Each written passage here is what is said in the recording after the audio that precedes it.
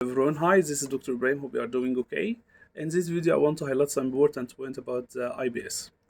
So, the IPS is one of the three domains of PLAB 2 exam, as you know. So, it is history part, the management part, and the IPS part. But I would say it is the most important part of the exam itself because it affects other parts. It affects the history part and the management part. And unfortunately, I've seen a lot of people like not scoring as they should do in the IBS part. And I would say also it is very easy, but you just need to know how to tackle the IBS. IBS part is about your communication during the station, your communication in which you take the history in a good way, in a nice way, your communication in which you deliver the management in a good way. Okay, it is about how you build rapport with your patient. It's about how to like address the patient concern. It's about how to answer the patient question in a correct way. Okay, like for example, the patient might ask you a question and you might give like a totally different answer, even if it is medical. So it will affect the IBS part because it will show that you didn't address the patient concern, and you have to show that you are safe doctor. So a part of the IBS is to be safe, like when you prescribe some medication with some side effect, or to do like safety netting at the end of some station, especially the like the simple condition. Some simple situation might be differentially diagnosed with some serious illness, so you have to safety net the patient about it. Okay. Also, a part of the IBS part is to make it two-way conversation. I've seen also a lot of doctors like dealing with the PLAB 2 as exam. It is not exam. It is not an exam actually. The best way to do it is to do it like a day in your clinic, a day in your hospital. The role player is a patient, so you have to deal with the role player in a patient way, in a two-way conversation. Okay, and please smile in the exam because it will show your confidence. Smiling doesn't mean like to keep like laughing all the exam, or to give jokes, but to give more than one affect in the exam. Don't give only one affect in the exam because of the stress of the exam. This affects like people communication, so they might not be able to control their facial expression. It's very important to train to teach yourself how to like to control your facial expression. Okay, to be nice with the patient. Okay, to try to understand the patient concern in the right way. Okay, to ask realistic questions. Yeah, try to ask realistic questions. Try to ask the question in a nice way. Okay, um, and in the management part also is to deliver the management in the correct way.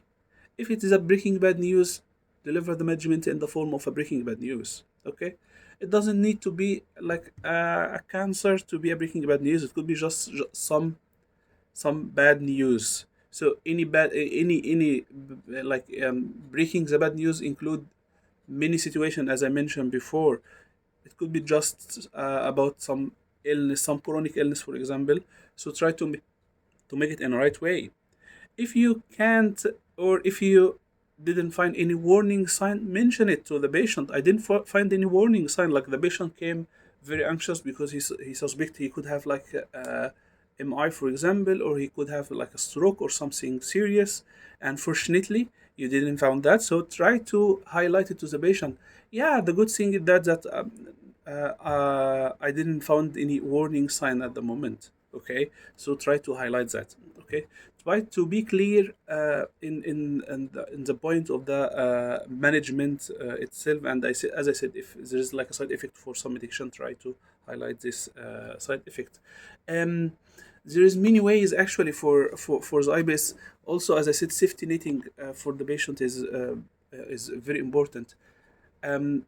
Ice, using the ice in a right way is important, but sometime, and I have seen it a lot, people would ask the patient, "What is your concern?"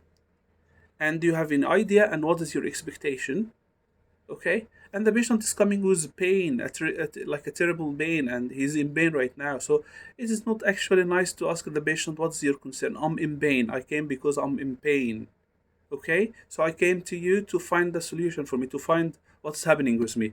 So it is important to use the eyes in the right way. It is important to use the eyes in the right way.